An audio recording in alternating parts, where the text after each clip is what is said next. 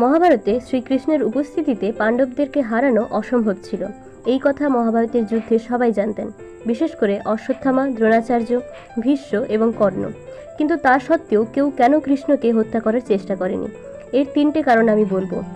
প্রথমত, কোনো নিরস্ত্র ব্যক্তি বা যে ব্যক্তি যুদ্ধে অংশগ্রহণ করেনি তাকে হত্যা করা বা আক্রমণ করা যুদ্ধের নিয়মের মধ্যে পড়ে না। দ্বিতীয়ত, শ্রীকৃষ্ণ ছিলেন অর্জুনের সারথি। শ্রীকৃষ্ণের ধারে কাছে কোনো কাকপক্ষীকেও আসতে দেননি অর্জুন।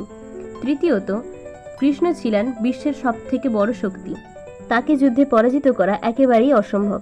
কিন্তু তা সত্ত্বেও কেউ যদি যুদ্ধের নিয়ম ভঙ্গ করে তাকে আক্রমণ করতে সাহস দেখায়, তাহলে তার বিনাশ নিশ্চিত।